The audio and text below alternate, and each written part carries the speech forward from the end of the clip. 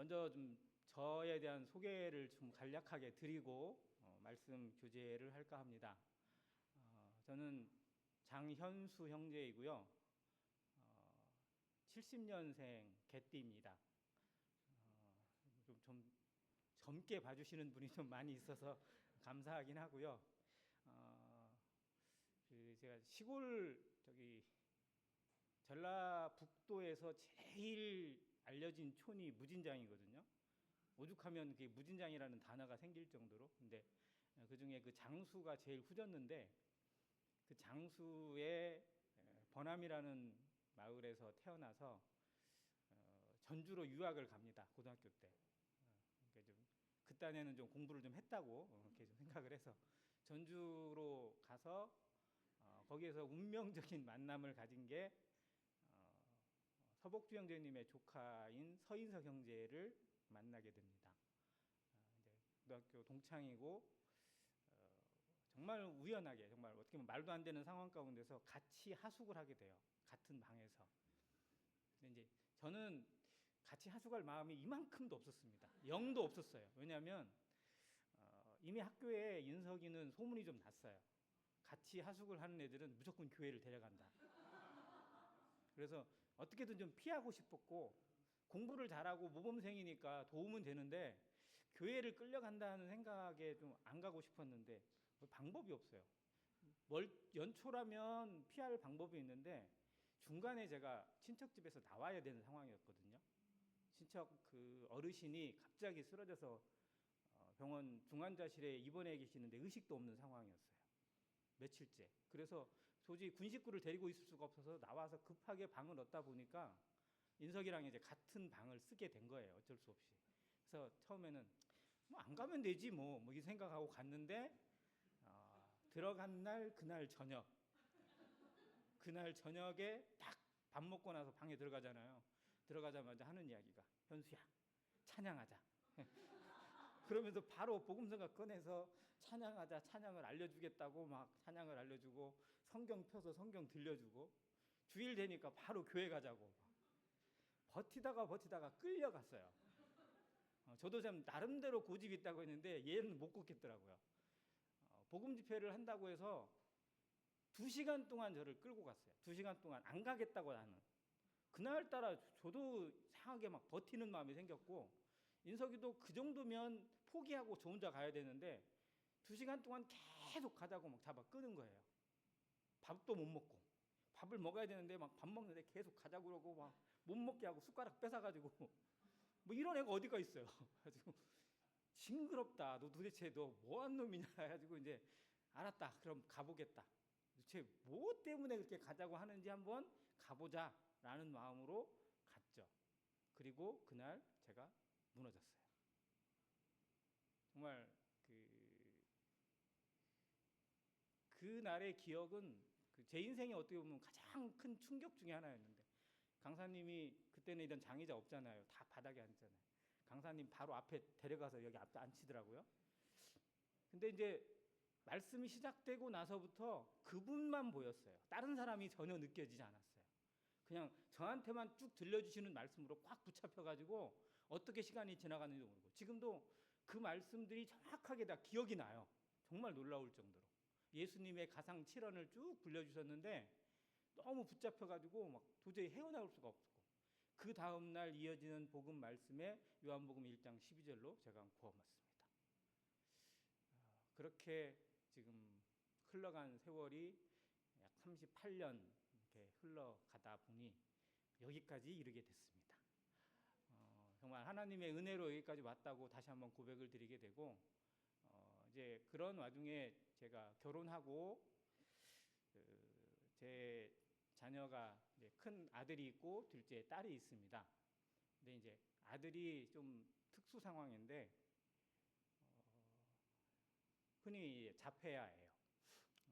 이제 지금 정식 명칭은 이제 발달 장애라고 이렇게 알려져 있는데 자폐성 장애를 앓고 있고 중증입니다. 그래서 돌이 됐는데 뭔가 좀 이상하다고 느낀 엄마가 소아정신과에 데려가 봤어요.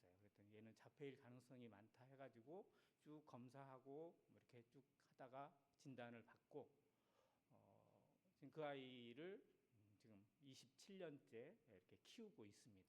그런데 그 아이를 키우면서 왜 하나님이 나에게, 우리 가정에 이 아이를 주셨을까?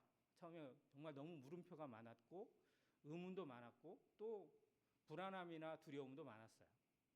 그런데 그 아이를 키우고 양육하면서 보여주신 것, 깨닫게 하신 것, 그리고 나를 다듬고 단련시키신 과정이 저를 이 사역의 길에 또 목회의 길에 들어서게 하셨습니다.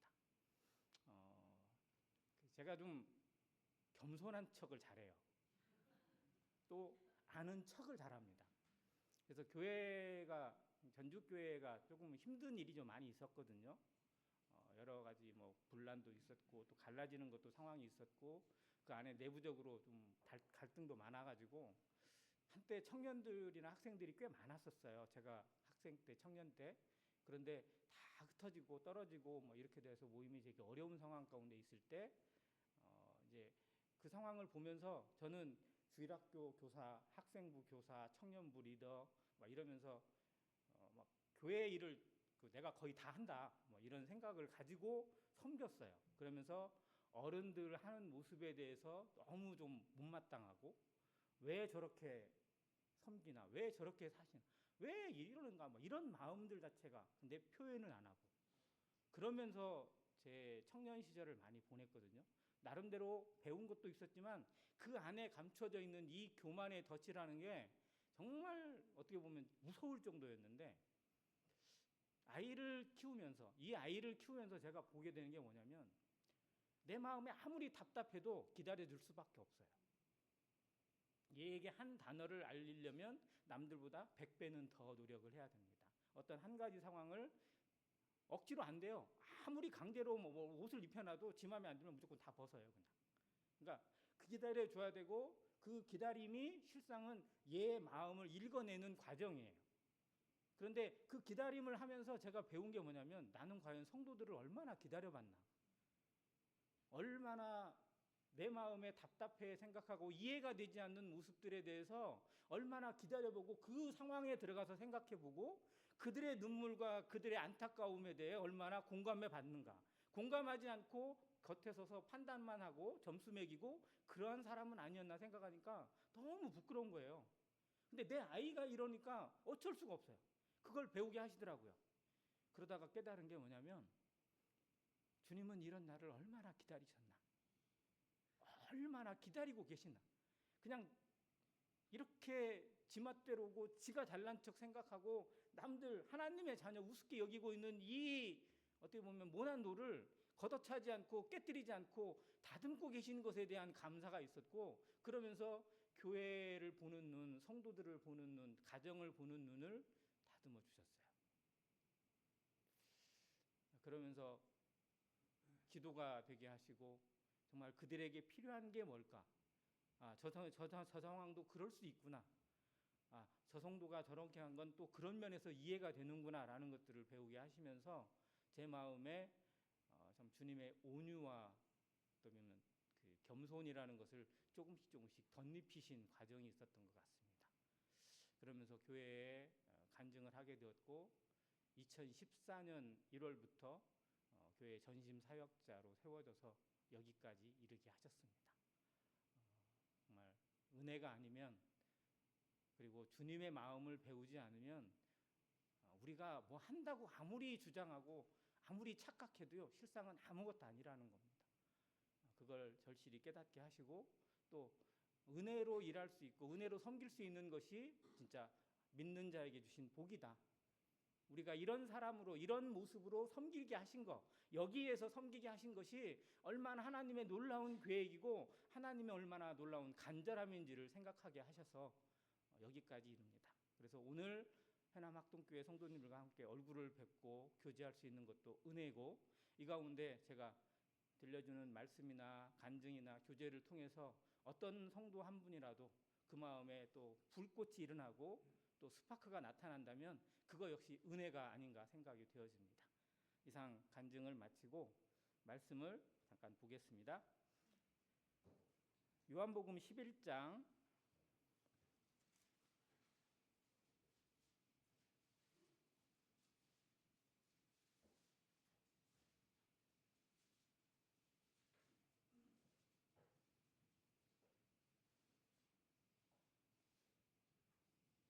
40절부터 44절까지 보겠습니다. 제가 읽도록 하겠습니다. 40절. 예수께서 이르시되 내 말이 내가 믿으면 하나님의 영광을 보리라 하지 아니하였느냐 하시니 돌을 옮겨 놓으니 예수께서 눈을 들어 우러러보시고 이르시되 아버지여 내 말을 들으신 것을 감사하나이다. 항상 내 말을 들으시는 줄을 내가 알았나이다. 그러나 이 말씀 하옵는 것은 둘러선 무리를 위함이니 곧 아버지께서 나를 보내신 것을 그들로 믿게 하려 함이니이다. 같이 읽습니다.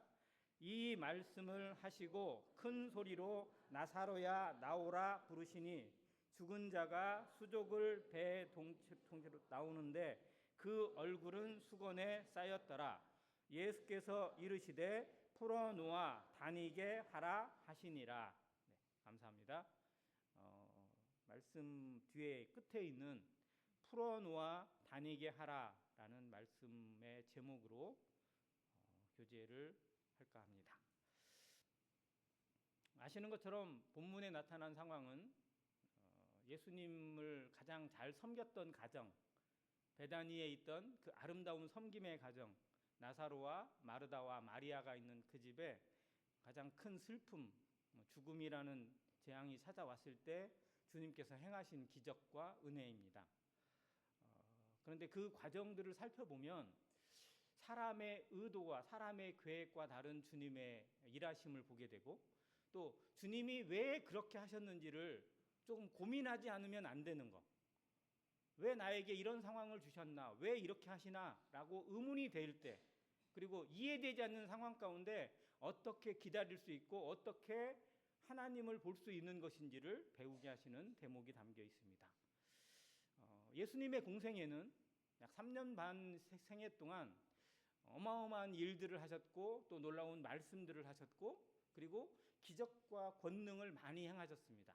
그래서 요한복음에 보면 그 행하신 것을 다 기록하려면 세상에 있는 책으로도 모자란다고 할 정도였어요. 그런데 오직 이것을 기록함은 너희로 예수가 누구신 줄 하나님의 아들이신 줄 믿고 그 이름을 힘입어서 구원을 얻게 하기 위해서 기록했다고 돼 있어요. 우리들은 또 잘 모르는 사람들은 예수님의 기적에만 집중합니다. 예수님이 물로 포도주를 만들었대. 바다를 걸으셨대. 뭐를 이루셨대. 죽은 사람을 살리셨대. 얼마나 놀라워요. 그래서 우리도 그런 걸 흉내내고 싶어요. 뭔가를 하고 싶어요. 나를 통해서 뭔가가 이루어지고 뭔가 대단한 것이 만들어지고 그런 것을 통해서 내가 과시되어지고 내가 나타나기를 원하는 마음이 신앙에도 교만으로 찾아올 때가 늘 있습니다. 그런데 예수님의 생애 가운데 더 중요한 게 뭐냐면 왜 그걸 하셨느냐는 거예요. 그게 중요한 게 아니고 그건 수단일 뿐이고 그 뒤에 있는 목적이 더 중요합니다. 과연 우리가 봉사하고 섬기고 일하는 것이 과연 무엇 때문에 하는 거예요? 나를 나타내고 내가 이 정도 일하는 사람이다. 내가 이 정도의 능력 있는 성도다라는 걸 보여주기 위해서 하는 거예요? 아니잖아요. 그것을 통해서 내게 주신 하나님의 은혜가 무엇인지를 내가 먼저 깨닫고 그 가운데 감사로 나타났을 때 예배가 됩니다. 그런데 가끔씩은 우리에게도 그 유혹이 찾아와요. 뭔가 했다. 뭔가 드렸다. 뭔가 나타냈다. 이런 저울질이 들어올 때가 참 많다라는 걸 늘 생각하게 됩니다. 자, 예수님의 공생애 그리고 그 놀라운 기적들은요 결국은 예수님이 하나님의 아들이시다라는 거 그게 더 포인트예요. 그것이 더 중요한 건데 실상은 제자들도 그걸 잃어버렸어요. 그래서 예수님하고 가니까 굶어 죽을 일 없더라. 그잖아요. 뭐 이만한 거 가지고 그냥 5천 명을 먹이고 4천 명을 먹이시는데 뭔 걱정이냐. 따라가기만 하면 먹고 살 일 걱정 없겠다. 우리 앞날은 충분하겠다. 출세는 보장될 수 있겠다. 예수님 따라가면 적어도 우리가 예수님의 나라에서 좌의정 우의정 할 수 있겠다. 이런 생각으로 따라다녔어요. 근데 교회 성도들도 가끔 그런 마음이 들 수가 있어요. 교회에서 뭔가 인정받고 성도들에게 인정받고 그래도 스스로 자부심을 갖고 싶은 마음이 들 때가 없지 않아 있더라고요. 그래서 그것을 지원하지 않으면 그것이 닦여지지 않고 연단되지 않으면 실상은 우리가 주 앞에서 행하는 모든 것들이 어쩌면 헛될 수도 있다는 걸 마음에 기억하시길 바랍니다. 자, 그 생애 가운데 정말 누구에게도 내세울 수 있는 가장 놀라운 기적 중에 하나가 죽은 자를 살리시는 거예요. 자, 그런데 죽은 자가 살리는 거, 죽은 자가 살아난 거 예수님이 3번을 하셨어요. 더 하실 수도 있지만 성경에 3번이 기록되어 있습니다. 자, 그러면 죽은 자가 살아난 것과 예수님이 부활하신 것이 같아요, 달라요? 같은 개념이에요? 다른 거예요? 다르죠. 죽은 자가 살아나는 걸 뭐라고 하냐면 소생이라고 합니다. 근데 예수님이 살아나신 건 부활이에요. 결정적 차이는 뭐냐면 소생을 한 사람, 예를 들어 죽었다 살아난 나사로는 다시 죽었을까요? 안 죽었을까요? 죽었어요. 다시 죽어요. 그러니까 인생은 어떤 기적을 맛봐도요, 거기서 다시 무너지게 되어 있어요. 주님의 부활은 영원히 사는 것입니다. 그래서 물론 부활을 더 그림자로 보여주셔서 그러한 기적을 행하셨다고 믿지만 적어도 그 기적, 죽은 자가 살아나고 뭐가 어떻게 되고 여기에 포인트가 아니라 주님이 최종적으로 이루시는 부활의 소망이 우리에게 심어지지 않는다면 실상은 우리는 성경을 잘 모르고 있는 거나 마찬가지입니다. 자, 죽은 자가 살아나는 기적들을 잠깐만 살펴볼게요. 첫 번째는 회당장 야이로의 딸, 몇 살이죠? 12살로 기록되어 있습니다. 그 딸을 그 방에서 살리셨어요. 그때 하신 말씀이 그 유명한 달리다 쿰입니다. 그리고 나인성 과부의 아들, 여기는 소년이에요, 청년이에요? 청년입니다. 그래서 이 청년은 방에서가 아니라 관에 매어서 장례를 치르러 가는 길목에서 만나서 거기에서 관에 손을 대시고 청년아 일어나라 라고 해서 일어나셨어요. 그러니까 죽은 지가 조금 되었죠. 그리고 나사로는 죽은 지 얼마 됐어요? 네, 나흘이나 지났어요. 이미 무덤에 넣고 돌을 임봉을 해버렸어요. 뭐예요? 돌을 임봉을 했다는 건 끝났다. 일본어로 시마이. 이제 사람들의 관심에서도요, 사람들의 생각에서도 나사로는 끝났다라고 스스로 선언을 했어요. 가족들도 선언을 해버렸어요. 그런데 예수님은 아니라는 거예요. 오셔서 그 문을 열고 나사로를 불러 세우십니다. 그 기적이에요. 그래서 시간적인 부분의 차이들 약간씩에 있습니다. 그리고 거기에 더 중요한 차이점은 뭐냐면 죽은 자가 살아나는 그 소생을 이루시고 하신 말씀과 행동에 또 다른 차이가 있어요. 자, 어린 회당장 야이로의 딸을 살리시고는 뭐를 하셨냐면 먹을 것을 주라고 하셨어요. 먹을 것을 주라는 거예요. 교회의 일입니다. 교회의 가장 중요한 일 중에 하나는 양육이에요.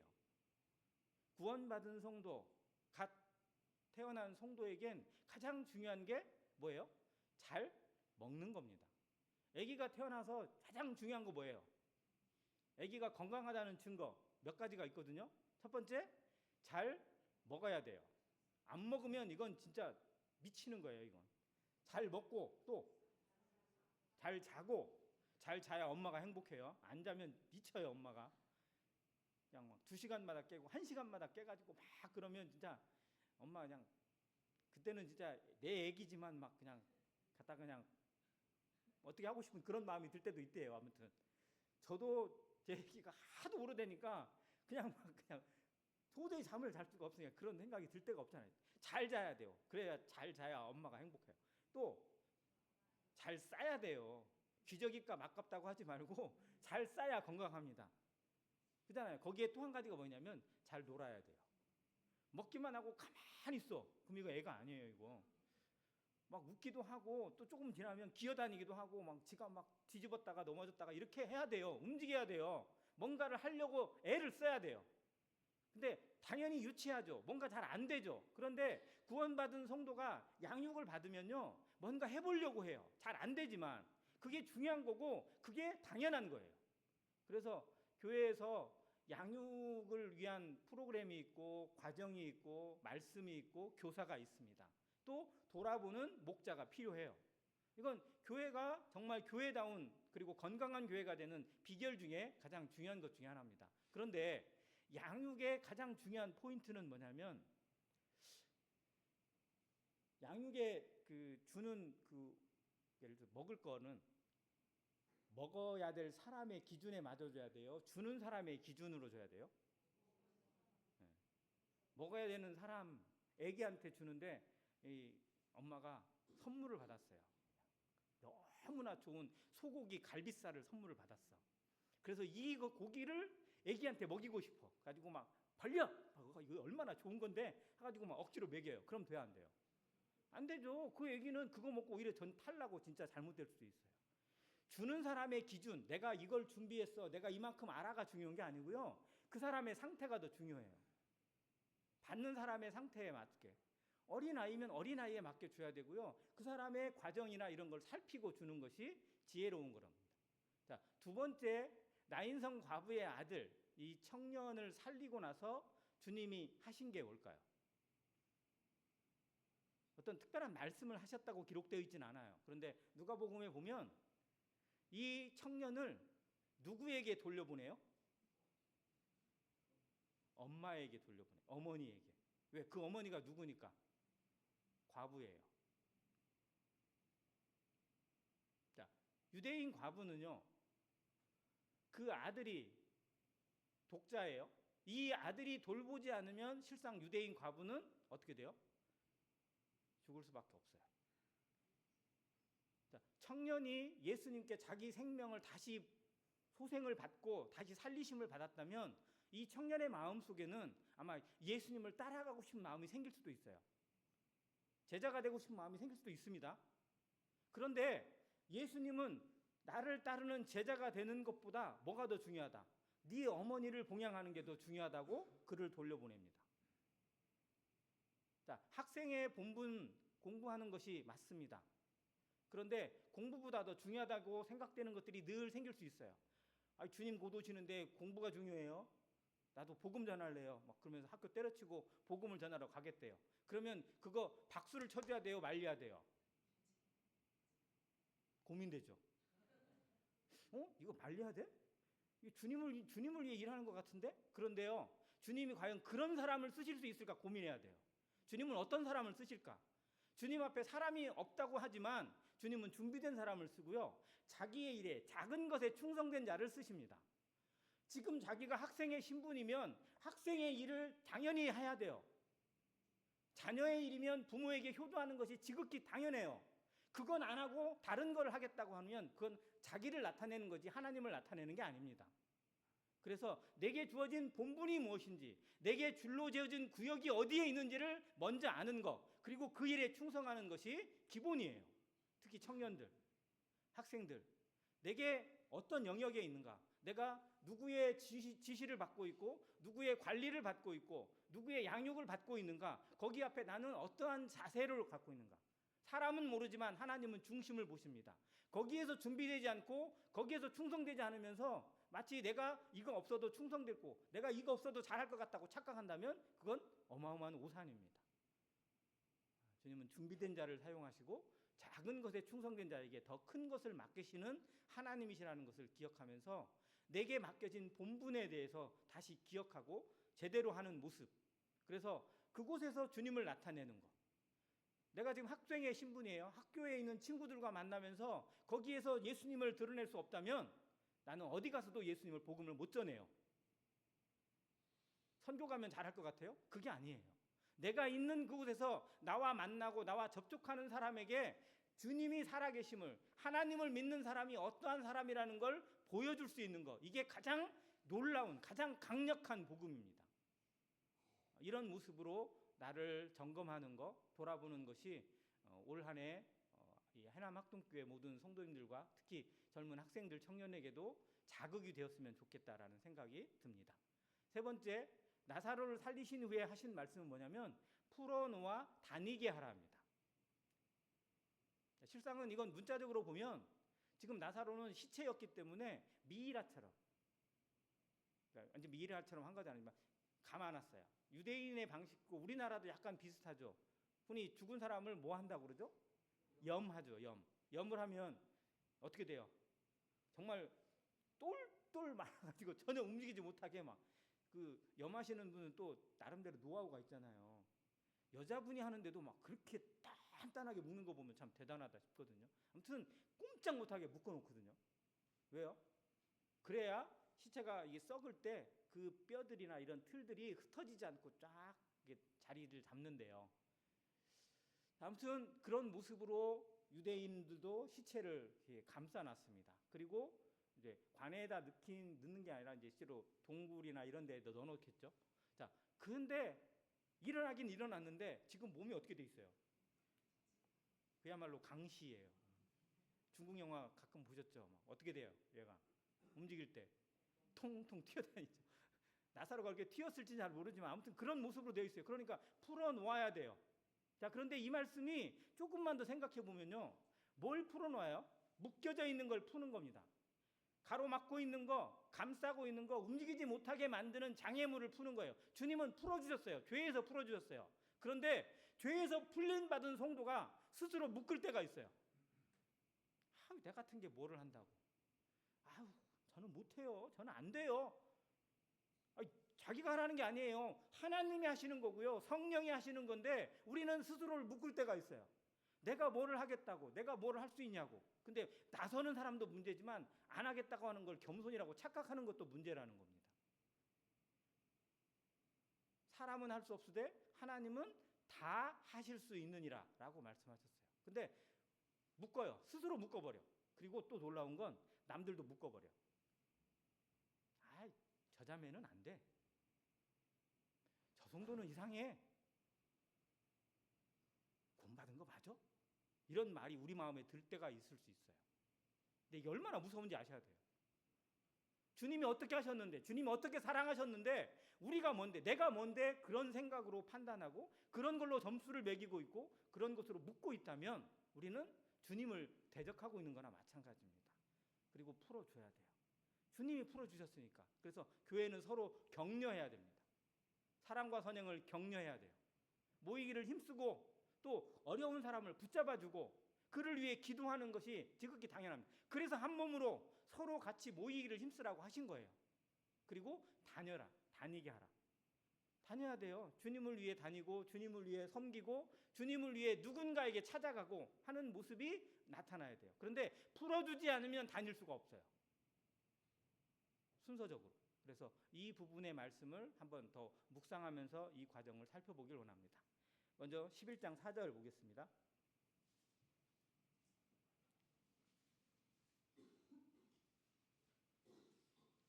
(4절) 같이 읽습니다. 시작. 예수께서 들으시고 이르시되 이 병은 죽을 병이 아니라 하나님의 영광을 위함이요 하나님의 아들이 이로 말미암아 영광을 받게 하려 함이라 하시더라. 아멘.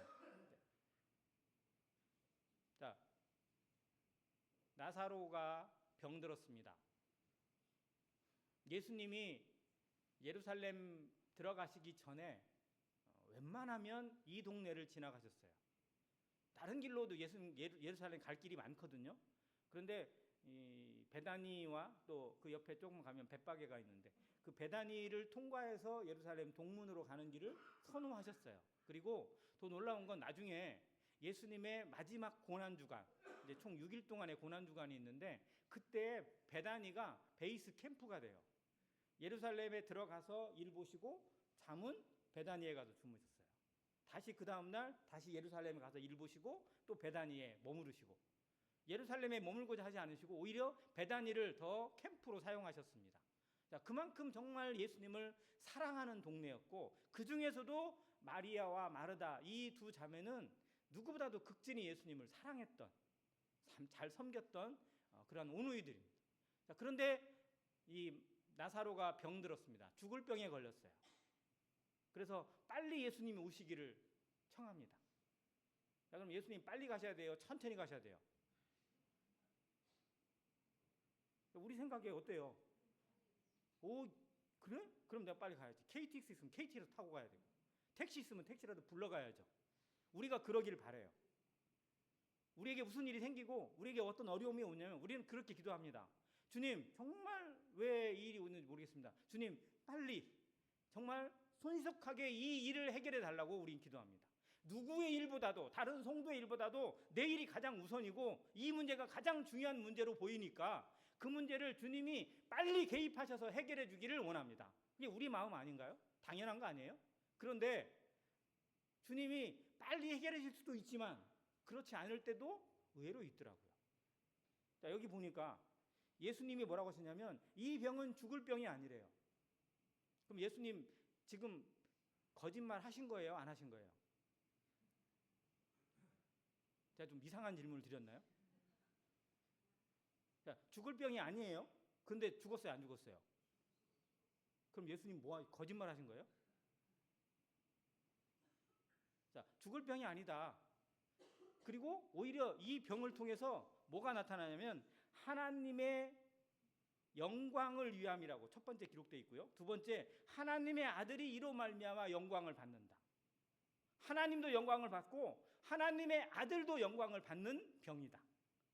그러면 이 병은 축복이에요. 아닌가요? 선물이에요. 병이. 자, 병이 선물이다. 병이 축복이다. 병이 은혜다. 과연 우리 이렇게 말할 수 있어요? 근데 주님은 그렇게 말씀하시더라고요. 우리에게 비극, 우리에게 슬픔, 우리에게 안타까움이 오히려 하나님의 영광을 위함이요, 하나님의 아들이 이로 말미암아 영광을 받을 수 있다라는 사실을 우리가 받으면요, 두려움이 사라져요. 그 문제가 보다도 훨씬 큰 하나님이 보입니다. 그런데 우리는 그 문제에 집착해서 하나님을 놓칠 때가 있어요. 그게 신앙과 인앙의 차이인 것 같아요. 과연 우리는 신앙인인데 늘 하나님이 더 보이시는지, 아니면 하나님보다 그 문제와 이 세상에 있는 것들이 더 먼저 보이는지 살펴봐야 돼요. 그래서 어떤 어려움, 정말 이해되지 않는 상황이 왔을 때 먼저 찾아야 될 게 뭐냐면 하나님을 먼저 찾아야 합니다. 과연 하나님은 이 일에 대해 뭐라고 말씀하실까? 이렇게 말씀하실 거예요. 이 일은, 이 상황은 망하는 게 아니다. 오히려 이걸 통해서 하나님의 영광을 받고 하나님의 아들이 이로 말미암아 영광을 얻는 길이다. 너에게 놀라운 선물이다라고 말씀하실 겁니다. 이 말씀을 믿는, 이 말씀을 받아들이는 성도는 그 문제에 집착하지 않고 오히려 감사와 찬양을 드릴 수 있어요. 자, 이렇게 하시고 빨리 가셔야 되는데 안 가요. 오히려 딴 데로 가세요. 제자들이 좀 이해가 안 돼. 베다니로 가려면 저리 가야 되는데 어디 가세요? 직접 말은 못해도 뭔가 좀 의구심이 들어요. 그리고 그곳에서 이틀을 더 유하신 후에 이제서야 천천히 준비하시더니, 야, 이제 우리가 나사렛에 한번 가보자. 너무 늦었어. 어떻게 보면 나사로는요, 예수님께 소식이 들려주고 나서 얼마 안 돼서 죽은 것 같아요. 자, 그런데 예수님은 마치 결론적으로 보면 죽기를 기다리셨어요. 이해 안 돼요. 나는 이렇게 힘든데요.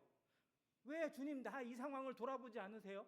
왜 외면하세요? 왜 다른 사람들은 잘 도와주시면서 왜 나는 안 도와주세요? 라고 하는 안타까움과 억울함이 우리에게 일어날 때가 있더라고요. 왜 나를 이렇게 힘들게 두세요? 눈물이 나기도 하고 누구에게 말은 못하고 주님 앞에 감사하는 척하지만 실상 감사가 나오지 않는 때도 우리에게 있을 수 있습니다. 그런데 과연 그때 주님은 우리를 그렇게 하시는 거, 그렇게 방치하신 걸까? 나를 내버려 두신 걸까? 아니면 더 큰 것을 주시기 위해서 기다리신 걸까? 이 고민이 우리에게 들어와야 우리가 하나님의 사람입니다. 말씀으로 사는 것이 과연 무엇인지 다시 한번 생각해요. 자, 그리고 오셨어요. 났더니 정말 추상집이 되어버렸어요. 아픈 집이 아니라 추상집으로 바뀌었습니다. 예수님이 오셨다는 소식을 듣고 마르다가 제일 먼저 튀어나옵니다. 마르다는 예수님이 그 동네에 오셨다는 말을 듣고 제일 먼저 와서 자기 집에 모신 여자예요. 누구에게 뺏길까 봐서. 그 우선순위를 가장 먼저 붙잡고 싶어 했던 그 여인이 마르다인데, 그 이때에도 예수님께 가장 먼저 나옵니다. 그리고 여기서는 감사를 표하는 게 아니라 억울함을 표해요. 주께서 여기 계셨더라면 내 오라비가 죽지 아니했을 겁니다. 뭔 말이에요? 이게 돌려 말하면 왜 이제 오셨어요? 너무 늦었잖아요. 우리도 가끔 그런 느낌이 들 때 있지 않으세요? 왜 이제서? 왜 인제야? 너무 늦었잖아요 라고 하는, 우리 스스로 문을 닫아버리고 우리 스스로 결론을 내버리는 때가 생길 수 있다는 겁니다. 지금 마르다가 정말 신앙이 뭐 없는 여인도 아니고요. 예수님을 모르는 여인도 아니에요. 그런데 그 마음이 상실되어지면, 그 마음에 정말 번아웃이 오면 이런 말이 나와요. 우리라고 이 말이 안 나올 것 같아요? 우리는 그래도 주님을 잘 섬기고 있으니까 어떤 상황이라도 나는 절대 이런 말은 안 할 거야? 아니에요. 아무도 몰라요. 자, 그 상황에 예수님이 뭘 얘기하시냐면 부활을 선언하십니다. 그 놀라운 예수님의 말씀, 요한복음의 총 7가지의 말씀, 예수님이 나는 뭐다. 에고 에임이라고 이렇게 하거든요. 나는 뭐다. 그래서 나는 세상의 빛이다. 나는 생명의 떡이다. 나는 양의 문이다. 나는 선한 목자다. 뭐 이런 것들 쭉 하시잖아요. 그리고 여기서 뭐라고 하냐면 25절에 나는 부활이요 생명이니 무릇 살아서 나를 믿는 자는 죽어도 살겠고 무릇 살아서 나를 믿는 자는 영원히 죽지 아니하리니 이것을 네가 믿느냐라고 말씀하세요. 누구에게? 마르다에게. 상실되어 있는 마르다에게 뭘 선포하시느냐? 너는 죽음 앞에 무너지지만, 너는 죽음을 이겨낼 힘이 없지만 나는 부활이다. 나는 생명이다. 나는 죽음도 아무것도 아니다. 나는 죽음을 초월한 존재이고 죽음을 심판하고 죽음을 무찌르고 박살내는 하나님이다 라고 선포해 주시는 거예요. 사람은 죽음 앞에 무력합니다. 죽음 앞에 아무것도 못해요. 그런데 하나님은 죽음을 이기시는 부활을 우리에게 선언하셨어요. 부활의 하나님을 믿는다면 우리는 그 어떤 것도 두려워하지 않을 이유가 있어요. 자, 죽음을 두려워하지 않는 사람, 이게 제일 무서운 사람이에요. 자, IS 왜 무서워요? IS가 주로 하는 일이 뭐예요? 극단주의 이슬람들이요, 대부분 하는 일이 뭐냐면, 열 몇 살짜리 어린애한테 그 책가방에다가 폭탄 넣어가지고 버스에 가서 터뜨리게 하고 어디에 가서 터뜨리게 하고, 과연 누가 상상이나 했겠어요? 근데 이 아이는 그게 자기들의 믿는 신앙을 위한 길이라고 그걸 자부심을 가지고 그 일을 하고 있어요. 죽겠다고 나서는 거예요. 일본이 2차 대전 때 왜 무서웠는지 아세요? 가미가제 특공대라고 하잖아요. 죽겠다는 거예요. 그냥 비행기에다 폭탄 싣고 가서 그냥 배에다 박살내고, 그렇게 해서 아주 천황을 위해서 용감하게 죽겠다고, 죽음을 자체하고 달려들면요 말릴 방법이 없어요. 그런데 그 사람들이 진짜로 죽음을 두려워하지 않는 게 아니라 우리가 죽음을 두려워하지 않아야 돼요. 우리는 그리스도로 말미암아, 하나님으로 말미암아 죽음을 이기는 영생, 죽음을 이기는 부활을 선물 받았으니까. 그런데 우리는 오히려 죽음을 두려워해요. 세상에서 무슨 일을 발까봐 마음이 쫄아버려요. 뭔 일만 조금만 오면, 뭔 큰 일만 생기면 마음이 진짜 콩알만해져 가지고 아무것도 못하고 있고, 오히려 원망하고 있고, 누군가를 돌아보고 있고. 과연 하나님이 정말 우리에게 왜 부활을 선포하셨는지 정말 우리는 제대로 붙잡고 있는지 다시 한번 생각합니다. 자, 그리고 마르다가 거기에 놀라운 고백을 해요. 주여 그러하이다. 주는 그리스도시요 세상에 오시는 하나님의 아들이신 줄 내가 믿나이다. 신앙 고백입니다. 복음서에 총 4명이 이 신앙 고백을 해요. 다 나머지 3명은 남자고 다 예수님의 제자들이에요. 요한복음 1장에 가보면 나다나엘이 신앙 고백을 합니다. 그리고 마태복음 16장에 가보면 시몬 베드로가 가이사랴 빌립보에서 그 위대한 고백을 하죠. 자, 그리고 요한복음 그 20장인가요? 거기 가보면 도마가 부활하신 예수님을 만나고서 그 손가락에 손을 넣어봐라, 옆구리에 한번 넣어봐라, 이렇게 하니까 나의 주이시며 나의 하나님이다 라고 고백하는 신앙 고백이 나오거든요. 그런데 유일하게 마르다를 통해서 하나님께서 이 신앙 고백을 들으십니다. 정말 놀라운 인물이에요. 그 당시에 여성은 숫자에도 세지 않았어요. 지금은 여성이 높아요? 남성이 높아요? 이렇게 얘기하면 좀 애매해지긴 하는데 교회니까 당연히 그 질서적인 면에서 생각을 하는데요, 사회의 모든 면을 보면요 정말 알 수 없어요. 제가 이 말을 듣고 놀랐는데, 남녀 평등이라는 말이 성차별이래요. 남녀 평등이라는 말이 잘못됐대요. 왜요? 남자가 먼저 들어갔대. 그래서 연함평등이라고 하든지 양성평등이라고 해야 된대요.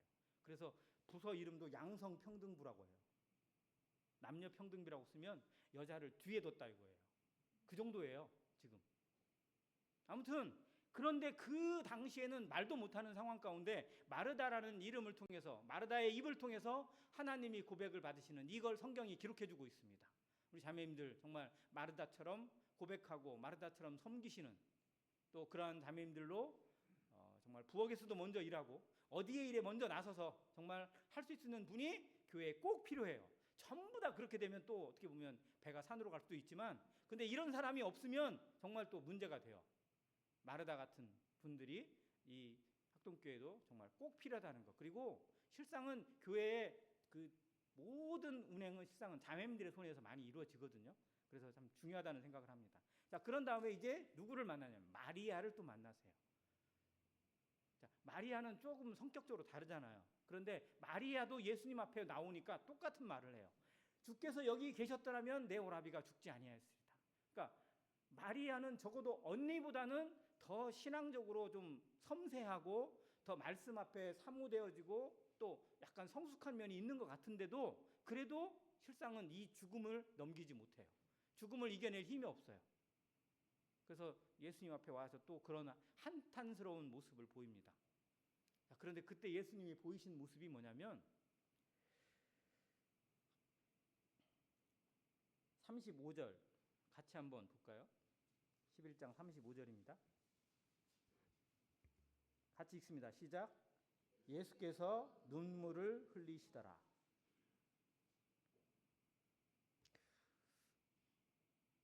자, 이 성경 구절이 모든 성경에 있는 모든 절들 가운데 가장 짧은 절이라고 알려져 있습니다. 한글 성경에는 좀 길어요. 한글 성경은. 네, 영어 성경 혹시 있으신 분은 찾아보시면 알겠습니다. 영어 성경엔 Jesus wept 두 단어로 되어 있어요.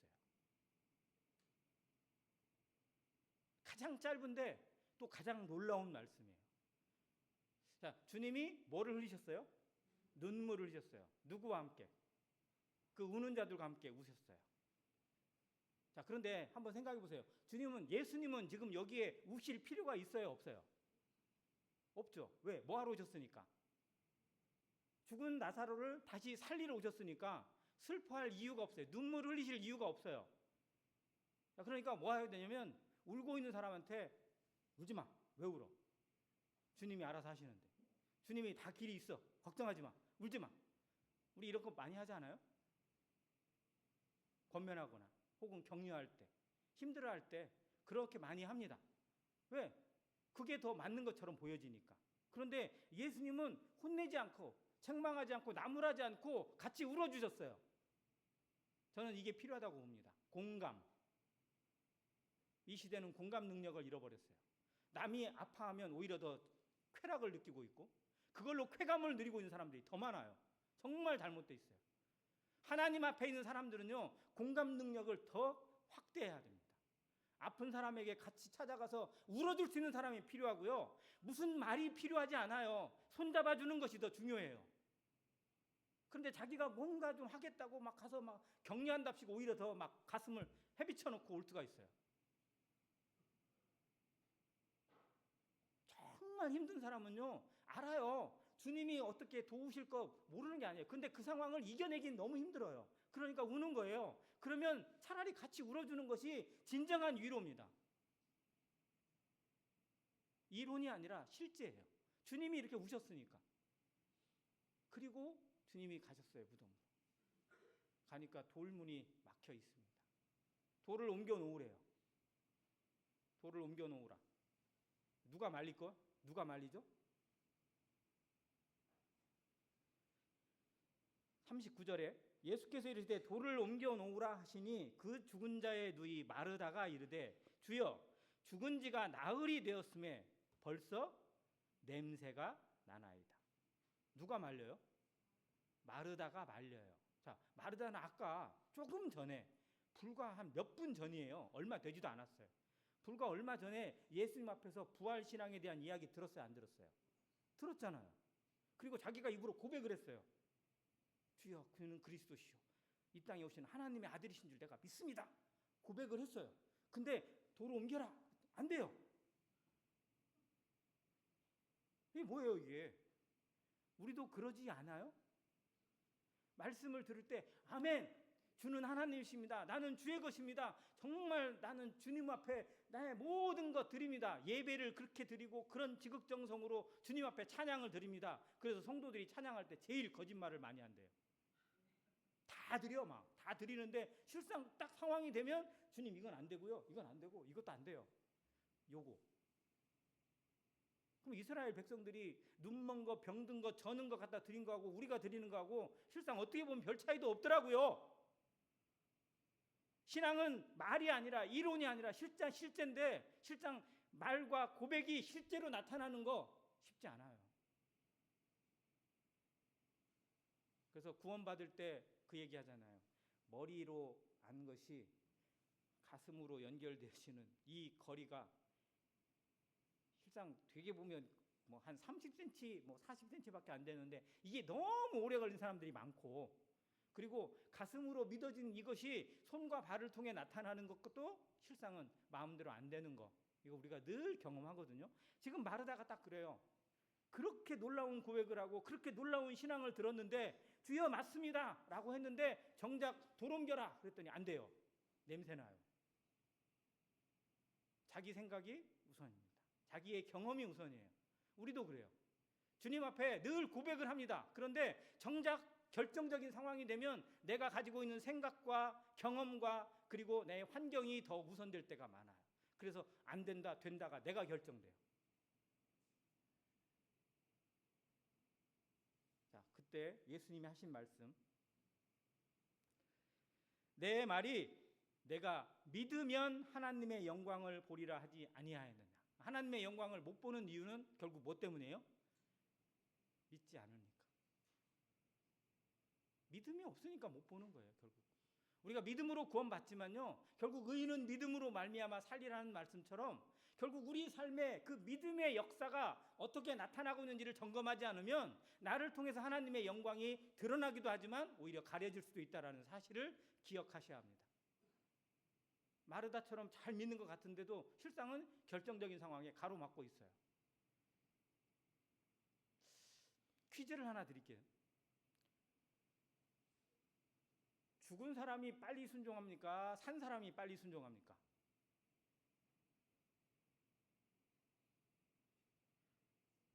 어려운가요? 자, 죽은 시체가 빨리 순종해요? 살아있는 우리가 더 빨리 순종해요?